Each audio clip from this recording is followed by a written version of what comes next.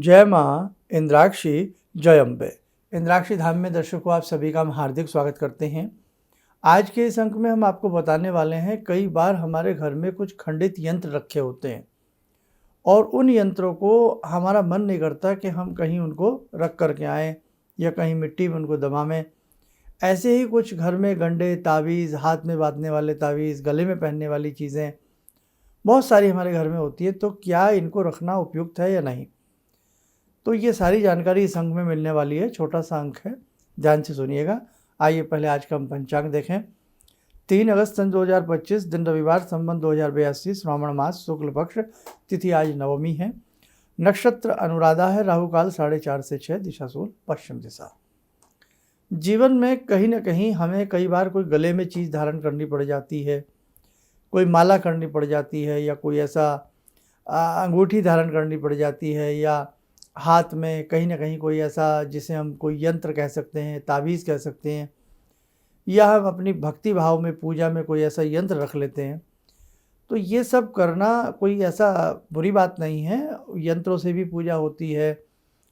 हम कुछ गले में पहनते हैं, वो भी हमारे लिए अच्छा होता है। लेकिन कहने का हमारा मतलब ये है, यदि वो खंडित हों, यदि आपने कोई यंत्र पूजा घर में रखा है और वो खंडित हो गया है, कहीं से जल गया है, कई बार जल जाता है किसी वजह से, कहीं से जल गया है, या उसकी शाई उड़ गई है, बिल्कुल उसके अक्षर ना के बराबर हैं, अक्षर हमें समझ में नहीं आ रहे हैं कि इसमें लिखा हुआ क्या है, बिल्कुल ख़त्म हो गए हैं, डिलीट से हो गए हैं। या यूँ मानो कि वो यंत्र कहीं से अंदर से ही चीर्ण छीर्ण हो चुका है, बिल्कुल कीड़े ने खा लिया है, या कुछ ख़राब हो गया है, दीमक खा गई है। तो देखो, ऐसे यंत्र फिर लाभ नहीं देते। कोई भी इंस्ट्रूमेंट हो, अगर वो ख़राब है तो वो ख़राब हो चुका होता है। तो इसीलिए कोई भी इस प्रकार का कोई यंत्र हो, अब उस यंत्र की जो यांत्रिक तरंगें हैं वो कार्य नहीं करेंगी, बल्कि उल्टा उससे कोई हानि होने की संभावना हो सकती है। किसी भी आपका कोई घर में कोई ताबीज़ है, खंडित ताबीज़ है, अब वो किस किस्म का बनाया गया है, किस वास्ते बनाया गया था, आपने उसे पहना था, लेकिन वो खंडित हो गया है, तो वो आपको हानि देगा। यंत्र एक बार को हानि दे ना दे खंडित, लेकिन इस प्रकार के गंडे, ताबीज़ वो हानि देने लगते हैं, तो वो तो कदापि घर में नहीं रखने चाहिए। लेकिन मैं आपको यंत्र की भी बात बता रहा हूँ। अगर यंत्र कहीं से चूहे ने काट लिया है, कुतर लिया है, दीमक ने खा लिया है, कीड़ा उसको खा गया है, अग्नि उसको एक तरफ बहुत ज़्यादा लग गई है, तो ऐसे यंत्र भी हमें कहीं ना कहीं साफ शुद्ध स्थान पर जा कर के उनका फ्रेम तो निकाल करके हम कहीं भी डाल सकते हैं। अब उस अंदर से जो यंत्र, केवल यंत्र है, उसको हम जो है कोई भी गहरा सा गड्ढा बना करके कहीं साफ स्वच्छ स्थान पर वहाँ उसको हम दबावें तो ज़्यादा अच्छा रहेगा, है ना। तो ये आप ध्यान रखें कि खंडित यंत्र हो या खंडित कोई ऐसा पहनने की कोई चीज़ हो, वो लंबे समय तक उसको चेक कर लें और लंबे समय तक उसको फिर प्रयोग में ना ही लाएं, तो आपके लिए ज़्यादा अच्छा रहेगा। दूसरी बात, कई बार हम किसी विपत्ति में फंसे होते हैं, जैसे कोई मेडिसिन होती है ना, उस मेडिसिन की एक एक्सपायरी डेट होती है। ऐसे ही कुछ ऐसे चीज़ें हैं जो हमारे पहनने के लिए बनाई जाती हैं, वो कुछ समय के बाद किसी न किसी रूप में हमसे कोई अशुद्धि हो गई, अशुद्ध काल में हमने उसको धारण कर लिया, तो उसका असर ख़त्म हो जाता है। आप महसूस करना, कई बार जब आप कोई चीज़ पहन कर के रखते हैं तो स्टार्टिंग में वो चीज़ आपको बहुत अच्छा लाभ देती है, लेकिन धीरे धीरे उसका लाभ कमज़ोर पड़ जाता है। इसका अर्थ यही है, या तो वो अशुद्ध हो चुकी है, या कहीं से वो कट फट गई है, तो वो अब आपके काम की नहीं है। हाँ, यंत्रों के बारे में एक चीज़ और सुन लें। कई बार आपका जो यंत्र का फ्रेम है, फ्रेम कई बार टूट जाता है, तो फ्रेम हम दोबारा से करवा सकते हैं, फ्रेमिंग दोबारा से करवा सकते हैं। वो यंत्र खंडित नहीं, अंदर जो उसके यंत्र बना है भोजपत्र के ऊपर, चांदी के ऊपर, तांबे के ऊपर, वो बिल्कुल सही होना चाहिए। अगर वो सही है और आपका फ्रेम कहीं से कई जगह से क्रैक हो गया है, तो हमें ऐसी स्थिति में नया फ्रेम लगवा लेना चाहिए, वो क्योंकि वो फ्रेम तो खंडित है, तो वो सही नहीं है।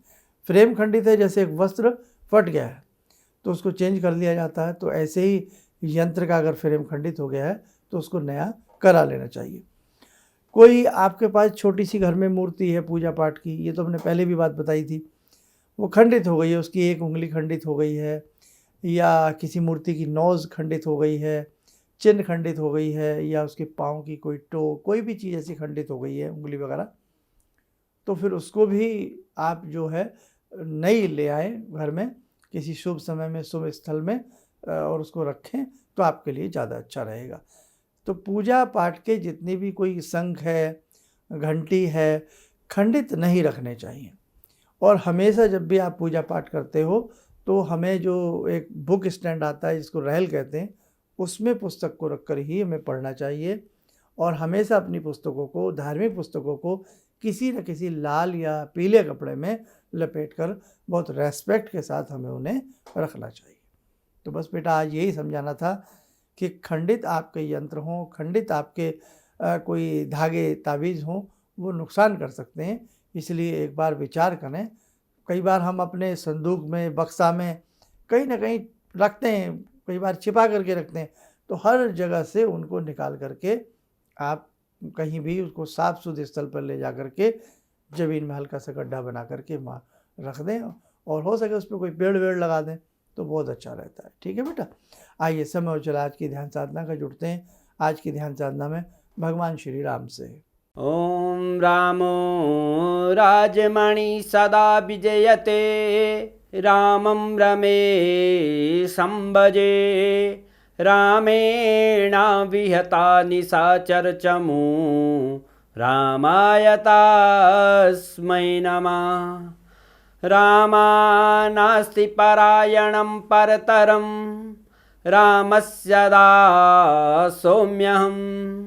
रामे चित्तलया सदा भवतु मे, भो राम मामुद्धर। राम रामेति रामेति, रमे रामे मनोरमे, सहस्रनाम तत्तुल्यं, राम नाम वरानने।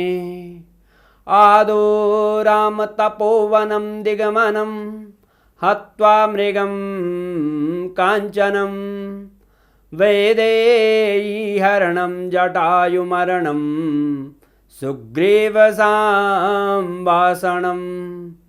बाले निग्रहणं समुद्रतरणं, लङ्कापुरे दाहनं, पश्चात् रावणकुम्भकर्णहननम्, एतद्धि रामायणम्।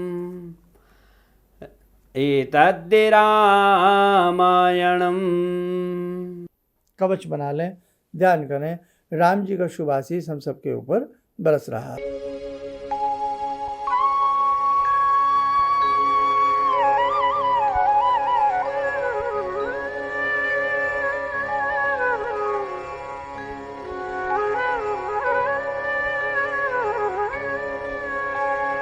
ओम बोलते हुए नेत्र खोलें, सामान्य हो जाए। बहुत सारी ऐसी छोटी छोटी बातें हैं जो हमें अपने पूजा करते समय, अपने पूजा स्थल में सारी चीज़ें ध्यान रखनी चाहिए। चलिए आप सब लोग स्वस्थ रहें, सुखी रहें। इन्हीं शुभकामनाओं के साथ हम अपनी वाणी को विराम देते हैं। जय जय अम्बे। मुझे ये अंदर से विश्वास हो रहा था कि जो चीज़ 2-3 मैं ढूंढ रही हूँ, क्योंकि थोड़ी बहुत मैं भी भगवान में आस्था रखती हूँ, तो मैं ये सोची थी कि मुझे वो चीज़ें मिल जाएंगी। और रियली मुझे आज यहाँ बैठ के ऐसा लगा, जो आपने 2-3 चीज़ें करने के लिए बताई हैं, कि शायद मेरी समस्याओं का हल शुरू हो गया आज से।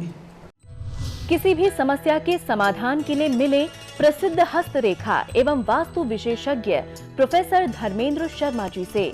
नोट: शिविर में भाग लेने हेतु एवं व्यक्तिगत रूप से मिलने के लिए कॉल करने का समय सुबह 10 बजे से शाम 6 बजे तक। हमारे विभिन्न ज्ञानवर्धक कार्यक्रम देखने के लिए आप हमें अभी सब्सक्राइब करें, बेल आइकन को प्रेस करें ताकि आप देख सकें हमारा कार्यक्रम सबसे पहले। और अधिक जानकारी के लिए फेसबुक पेज को लाइक करना न भूलें।